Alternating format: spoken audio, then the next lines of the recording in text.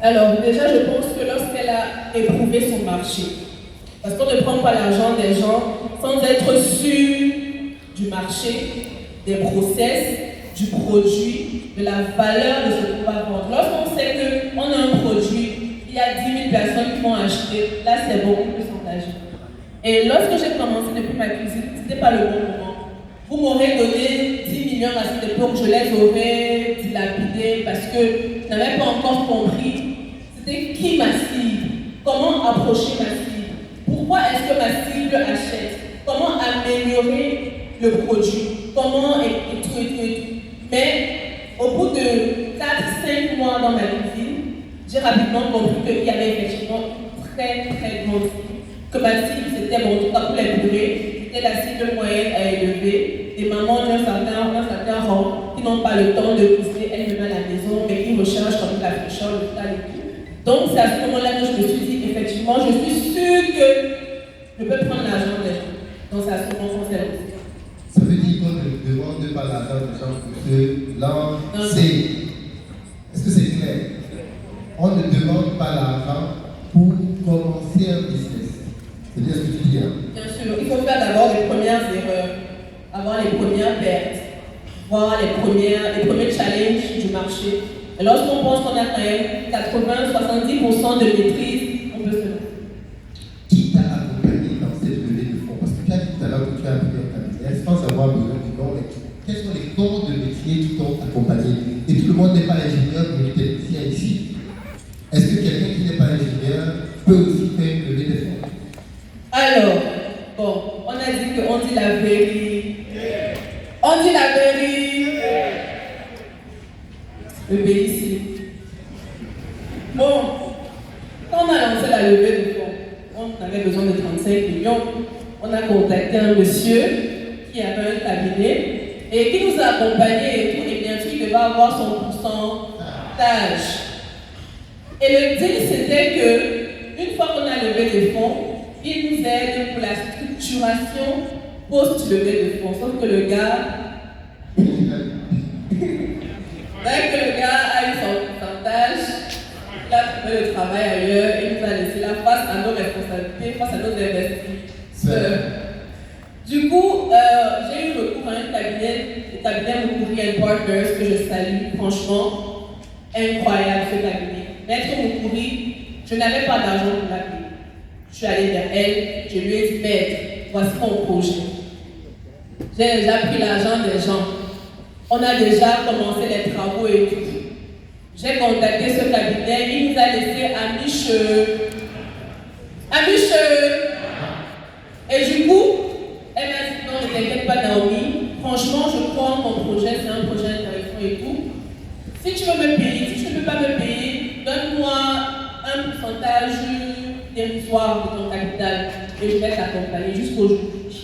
C'est elle qui nous accompagne dans toutes nos procédures et voilà, l'organisation.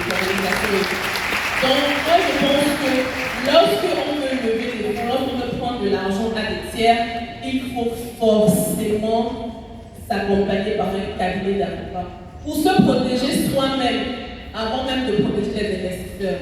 Parce qu'en fait, il faut comprendre que la levée de fonds, c'est un investissement à risque. Ça veut dire que le projet peut marcher comme il peut ne pas marcher. Et souvent, les gens ne comprennent pas ça. Les gens pensent que c'est une dette. Et lorsqu'ils investissent, ils ont un pourcentage. Tu as l'obligation de réussir. Moi, particulièrement, j'avais l'obligation de réussir. Parce que déjà, j'ai ce mindset. Parce que mes amis m'ont fait confiance. Moi, c'est un truc qui m'a tellement touché. Les membres de ma famille n'ont pas investi. Aucun. C'est à pour maintenant qu'ils veulent investir. Je veux un peu. Jamais de la vie, pas dans ma famille. Parce qu'ils m'ont. En fait, parce qu'ils n'ont pas cru au projet. Ce sont mes amis qui ont cru. Ce sont mes camarades de classe, mes aînés académiques. Et moi, c'était quelque chose qui m'a tellement touchée que je me suis dit, mais jamais de la vie, ils vont retourner ce geste. Donc j'ai l'obligation de leur rendre au centuple ce qu'ils m'ont donné. Mais ce n'est pas comme ça fonctionne pas. Il y a des personnes qui peuvent prendre votre argent, dilapider, aller au Canada, ou je sais pas, s'acheter une voiture, machin et tout. Et après vous dire que c'est un investissement à risque. Quand vous investissez, vous savez que vous pouvez perdre. Mais voilà, donc du coup, il faut s'accompagner d'un cabinet d'avocat contrat qui pourra vous protéger et protéger aussi les investisseurs. Nous, quand on a levé les 35 millions, on n'avait jamais vu le genre d'argent dans notre vie. C'était incroyable. Mais on est resté froid. Donc, c'est-à-dire qu'on s'est dit, mon mari, en fait, c'est vraiment lui que vous devez applaudir. Parce que moi, je ne suis pas celle que je ne suis pas très sage. Mon mari m'a dit, madame, calme-toi. Tu me veux, on peut acheter une petite voiture, tu es malade. On est resté à pied sur les motos pendant encore même 5 ans. C'est récemment qu'on a commencé à s'acheter des voitures. Et avec notre corps. Donc, quand on prend l'argent des gens, c'est l'argent des gens. Le bénéfice, c'est le bénéfice de l'entreprise. Le chiffre d'affaires, c'est le chiffre d'affaires de l'entreprise. Donc, il faut avoir une froideur face à ça. Et c'est aussi un truc pour notre communauté. Très bien. Est-ce qu'on peut applaudir ça aussi? Comment vous avez fait pour entrer dans les centres commerciaux et surtout, est-ce que ça a vraiment changé quelque chose? Parce qu'il y a beaucoup de gens là qui ont des produits et qui nous fatiguent dans les groupes WhatsApp. Partager. On a déjà le panari. À force de partager, tapoter. Toi, tu es allé dans les centres commerciaux. Est-ce que ça fait une différence? Tonton Philippe est déjà là. Il n'est pas là. Philippe Tailleur. Pas encore. Ok. Bon, en fait, effectivement, vraiment, lorsqu'on a levé des fonds, on avait donc cet argent et tout. Au début, on s'est dit, on a l'argent. Donc, on a d'abord commencé les grands recrutements. C'est-à-dire que expert en comptabilité, expert marketing, 200 000 de salaire, 8 commerciales, on a l'argent, on peut les payer. Et on a très vite compris que c'est pas comme ça que ça fonctionne. Lorsqu'on commence une entreprise de zéro, c'est au fur et à mesure qu'on augmente les charges, au fur et à mesure que le besoin qu'on augmente. On a fait le contraire. Donc dès qu'on a lancé là en juillet 2020, recrutement, on était et tout machin. Et directement, on a dit corriger le tir. Ça aussi, c'est un truc à noter. Maintenant, en ce qui concerne la croissance, il y a plusieurs stratégies. Premièrement, il faut négocier les prix avec les fournisseurs, déjà de base. Nous, on travaille avec des pots en verre. Donc, on a mis en place une pratique de recyclage qui nous sauve beaucoup. Maintenant, en ce qui concerne les supermarchés, c'est le jour et la nuit. Lorsqu'on a créé le premier supermarché, c'était en 2022, c'était Maïma. Le mois d'après, le chiffre d'affaires a été doublé. Maïma Bonamoussad. Parce que vraiment, un seul centre, Maïma Bonamoussad, c'est vraiment notre chouchou. Parce que ce sont les premiers qui ont dit ok, mettez vos produits. Et lorsqu'on a commencé avec Maïma Bonamoussad, on a tellement eu le goût. Donc, ça nous a tellement donné le goût qu'on a dit ah, mais ok, on suit les autres supermarchés. Il y a Dove, il y a Santa Lucia, il y a Carrefour, machin et tout. Et là, tranquillement, on s'est dit, ok, on va aller dans tous les supermarchés. On est passé, je suis allée tranquillement à Santa Lucia et là-bas, on m'a dit, désolé madame, les rayons sont déjà pleins. Il faut comprendre qu'on va beaucoup vous refuser au départ. On ne vous attend pas là-bas. Donc ne pensez pas que parce que vous avez un produit que vous estimez être fantastique, la directrice des achats va tout de suite dire, venez dans les rayons non. Donc à Santa Lucia, c'est un gros non. Donc, je suis venue plusieurs fois. C'était un gros non. Carrefour Market, ils m'ont contacté. À l'époque, c'était une ancienne directrice d'achat. Ils m'ont demandé beaucoup de dossiers, formalités, à Nord, certification et tout. J'ai tout fourni. Entre-temps, on a changé la DG. Après, c'était devenu un gros non. Mais on n'a pas lâché. Et qu'est-ce qui se passe? Je vais aller pas à pas, cas par cas. Parce qu'il faut que je vous donne des clés concrètes de comment j'ai fait pour entrer dans chacun de ces supermarchés. Santa Lucia, par exemple, Santa Lucia Douala, j'ai eu la grâce de passer à une émission sur Canal+. C'était Réussite à l'époque. Et la dame a regardé l'émission. Le lendemain, je passe là-bas avec ma boîte. Je dis bonjour madame. Elle me dit, hey, c'est vous qui étiez? Je dis c'est moi. Elle me dit, ah, c'était pas encore vos prix et tout. Je lui dis, c'est seulement 1600 pour machin et tout. Elle me dit, ok, allez, venez, on va vous donner les bons de position de commande. C'est comme ça qu'on entre à Santa Lucia. Voilà, directement. C'était grâce à cette émission. Donc il faut se vendre. Ensuite, dès qu'on a eu, voilà, je suis directement, j'ai pris le bus le lendemain pour Yaoundé. Pour dire à Yaoundé, vous voyez comment mon frère là, on a déjà pris, donc prenez aussi. Elle m'a dit, ok, c'est vrai. venez aussi à Yaoundé, c'est comme ça qu'on est dans les centaines, ça se passe super bien. Dove, c'est ça que je voulais que le papa soit là. Dove,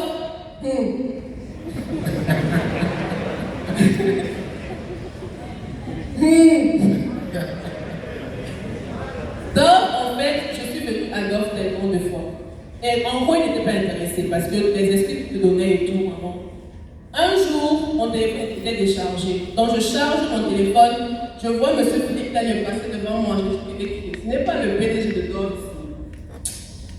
Je m'en vais le voir avec mes clients même. Même s'il veut me faire solo. Même s'il veut, je sais pas ce qu'il peut me faire, mais je vais quand même avec mon produit.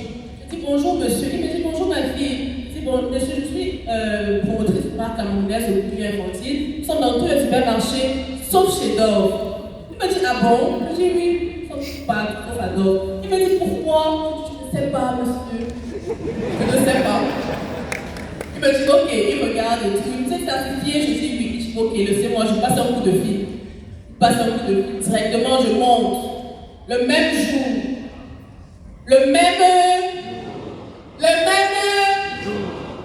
18 banques de commandes sont sorties. Le même. C'est pour ça que c'est très important d'avoir des contacts. Parce que la situation qui se règle avec un coup de fil, c'était un coup de fil, 18 banques de commandes. Et Dove, c'est incroyable en termes de vente. C'est incroyable en termes de vente. Ils ont une masse d'un volume de vente incroyable. C'est vrai qu'il y a des choses à corriger, notamment les délais de paiement. On l'attend ici là. Mais franchement, en termes de force de vente, c'est incroyable. Carrefour Market, pour finir avec cela, j'ai eu un gros nom, comme je le disais. Et j'ai vu un concours, le prix Pierre Castel, passer sur les réseaux sociaux. Et j'ai une grande sœur qui a gagné l'édition dernière. Et je l'ai appelée, je lui ai dit, est-ce que le directeur général de Carrefour est dans le jury? Elle m'a dit oui. J'ai dit ok, ça va. Je ne voulais même pas participer au concours là. Quand j'ai vu CFAO, j'ai dit, je vais seulement aller là-bas pitcher. Je veux seulement que le monsieur là me voit. Elle m'a dit, non, il est dans le jury. J'ai dit ok, je postule, je suis sélectionnée et tout. Je pars au jury, je vais déjà préparer mon speech. La partie, je vais le regarder droit dans les yeux. Je lui dis, monsieur, nous sommes dans tous les supermarchés, sauf à Carrefour. Et là, du coup, je partage, je fais mon pitch et tout, bien propre et tout. Et j'arrive au moment des supermarchés, je montre tous les logos. Et on ne va pas Carrefour. Et lors des questions-réponses, il me demande, mais madame, je dis, oui, monsieur, pourquoi vous n'êtes pas à Carrefour? Je dis, monsieur. C'est la raison même. C'est même pour ça que je suis libre. Et là, je lui dis, écoutez, monsieur, on a essayé des procédures, je ne sais pas comment ça se passe pour entrer chez vous, mais c'est difficile. Il me dit, ok, c'est vous. Vous avez vu qui? J'ai dit qui j'ai vu. Je suis d'accord. Heureusement, je voulais aussi juste être parmi les deux premiers, parce qu'il y avait une finale. Lorsqu'on était, on était parmi les deux premiers, parce que finalement, on a remporté le concours. Je pars à Carrefour, parce que moi je n'aime pas perdre le temps. Le lendemain, je pars à Carrefour avec mes produits. Ils m'ont reçu comme une reine. Que oui, madame Bakam, avant. Que vraiment, félicitations, madame Bakam, tout le monde a le produit. J'arrête souvent comme ça que vraiment. Bon, et puis finalement, ils m'ont donné les bons de commande et aussi Carrefour, incroyable, ils sont très riches en termes de paye. Et comme la question c'était, est-ce que je vois un bon dans le chiffre d'affaires? Pour moi, c'est indispensable, honnêtement. Pour vendre des volumes. Bon. Alors, par rapport à quoi? À 2020? Oui, à ton début, avant les sortes et après les sortes. Bon oui, en 2020 déjà on faisait en moyenne, non je ne vais pas donner les chiffres, on a fait quoi 10. On a fait quoi 10.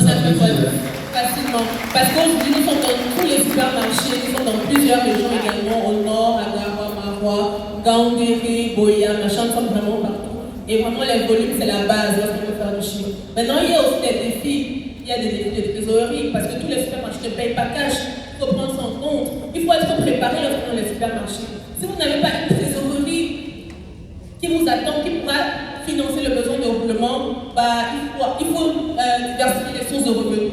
On a deux modèles. Il y a le modèle B2B, c'est-à-dire le modèle des supermarchés. Il y a le modèle B2C, des livraisons à domicile, qui nous permet d'avoir du cash pour pouvoir gérer les salaires, les loyers, etc. et tout, en attendant que les grands boss nous payent. Donc voilà.